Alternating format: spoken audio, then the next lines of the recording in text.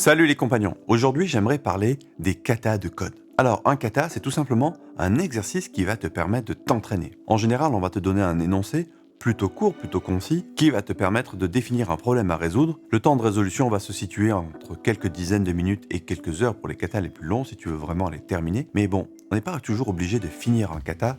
En général un kata se fait d'ailleurs avec une time box, c'est-à-dire qu'on prévoit à l'avance combien de temps on va allouer au kata et le but du jeu ce n'est pas de finir le kata, mais uniquement de s'entraîner. Un exemple assez connu de kata, c'est le kata bowling, où tu dois calculer le score d'un joueur en fonction des quilles qu'il fait tomber. Ce qui est intéressant là-dedans, c'est que le bowling a des règles métiers un petit peu particulières, et donc ça donne un petit peu de matière pour agiter tes neurones et donner un petit peu de fil à retordre pour résoudre le problème. Encore une fois, à quoi ça sert ? Ça sert tout simplement à progresser. Il faut le voir comme un exercice que tu vas pouvoir faire, refaire et peut-être refaire pour toujours aller plus loin et chercher à progresser dans ta pratique. C'est quand même intéressant de noter que si tu compares par rapport à des sportifs qui ont des performances à faire, tu vois bien qu'un sportif, avant d'aller performer, que ce soit sur un match, dans une compétition, il va s'entraîner. Et nous, en tant que professionnels, en tant que développeurs, quand est-ce qu'on s'entraîne ?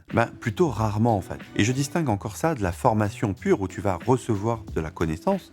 Là, je parle de t'entraîner à mettre en œuvre de nouvelles choses. Et donc les katas sont un excellent moyen de pourvoir à cet entraînement, à cet exercice. Alors pour rendre les choses intéressantes et pour pouvoir avoir envie de le refaire et de le refaire encore, ce qui peut être sympa, c'est de varier les choses.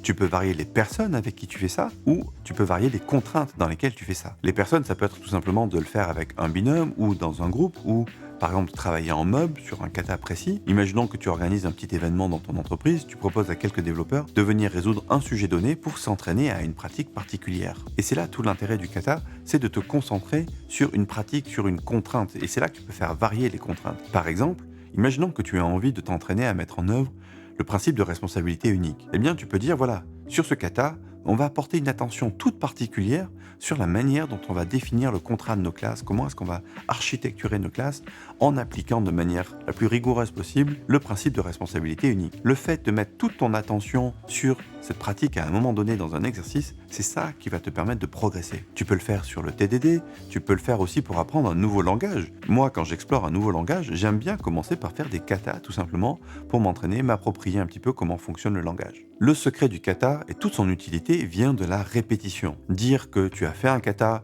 et que c'est bon, maintenant tu l'as fait, comme s'il y avait une espèce de checkmark à mettre quelque part, ça n'a pas beaucoup de sens vis-à-vis de l'exercice. C'est un petit peu comme si tu disais à ton sensei sur un tatami, non mais attendez, c'est bon là, j'ai déjà donné 3 coups de poing, ok, on est bon sur les coups de poing. Et d'ailleurs, si tu en as l'opportunité, je t'invite à aller faire une journée de code retreat. Alors aujourd'hui avec la pandémie c'est pas forcément évident, mais je pense qu'il y a encore ces événements qui ont lieu online, mais c'est quand même super sympa, si tu as l'occasion, va faire une journée de code retreat en live. Mon expérience du code retreat que j'ai déjà fait, c'est une journée dans laquelle tu vas répéter le même kata tout au long de la journée. Alors là, tu vas me dire, ouais, mais il n'y a pas un moment où ça devient un petit peu ennuyeux, là, ton truc ? Eh bien non, parce qu'à chaque fois que tu finis la timebox, ce sont des timebox d'une demi-heure, tu changes de binôme et tu changes aussi de contrainte. Et pour que ce soit intéressant, à chaque fois que la timebox termine, tu jettes ton code. Ouais, je sais, ça pique un peu les premiers temps, et d'ailleurs, c'est une expérience intéressante à faire que de jeter du code qu'on vient de produire, auquel on est potentiellement déjà super attaché, mais ça fait partie de l'exercice d'apprendre à jeter son code,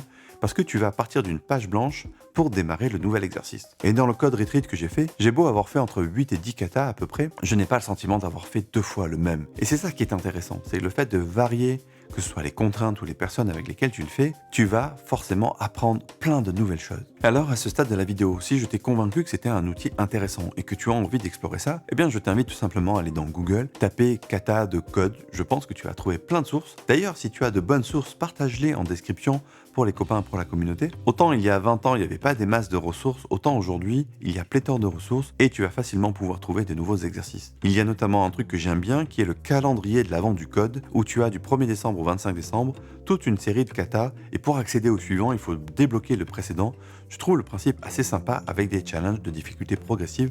C'est vraiment quelque chose de cool si tu as envie de t'amuser à t'entraîner. Et je trouve les katas tellement intéressants pour progresser que j'en ai fait un outil central dans le cursus artisan développeur. Cursus artisan développeur que je t'invite à découvrir en cliquant sur le lien qui est dans la description de cette vidéo. J'espère que cette vidéo t'aura été utile pour comprendre comment tu peux utiliser les katas pour progresser. Et si toi d'ailleurs tu as des retours d'expérience sur la question, encore une fois partage en commentaire pour les copains dans la communauté. Ciao!